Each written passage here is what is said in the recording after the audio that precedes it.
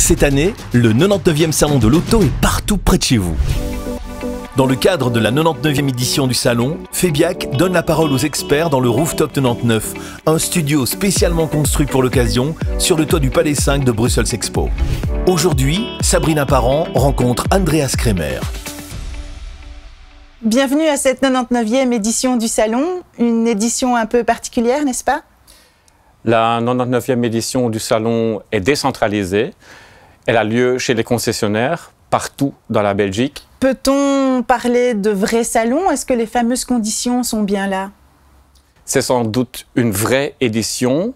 Ce qui est important, c'est maintenir le momentum du mois de janvier. Et tous les concessionnaires proposent des conditions salon comme ils ont l'habitude de le faire. Que représente le salon pour le secteur de l'automobile? Alors c'est la rentrée de la grande famille de l'automobile, on pourrait dire une vitrine du secteur de l'automobile. Le salon représente quand même 20 à 30% du chiffre d'affaires annuel. Donc c'est un événement extrêmement important et c'est le lancement de l'année commerciale. Y aura-t-il un 100e salon plus traditionnel en 2023?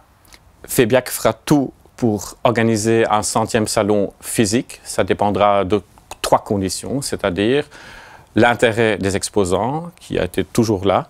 Deuxièmement, l'intérêt du grand public, on n'en doute pas. Et troisièmement, il faut qu'on ne sera pas confronté à une pandémie comme c'est le cas aujourd'hui. Le secteur automobile sort de 2 années assez difficiles. Quelle en est la raison? D'un côté, il y a la pandémie qui a ralenti les activités chez les constructeurs automobiles. D'un autre côté, on est également confronté à une pénurie de semi-conducteurs. Mais on reste optimiste parce que les carnets de commandes chez les constructeurs sont bien remplis. La motorisation électrique occupe tout l'espace médiatique. Le futur est-il seulement pour cette motorisation-là? La voiture électrique est bien évidemment une solution très intéressante, mais de loin pas la seule. Il y a d'autres technologies, par exemple l'hydrogène, les carburants de substitution, les e-fuels et autres. En tant que fédération, nous sommes technologiquement neutres, mais je constate quand même qu'il y a certains constructeurs qui ont annoncé qu'ils vont développer les moteurs thermiques du futur, donc ils continuent à investir dans le moteur thermique.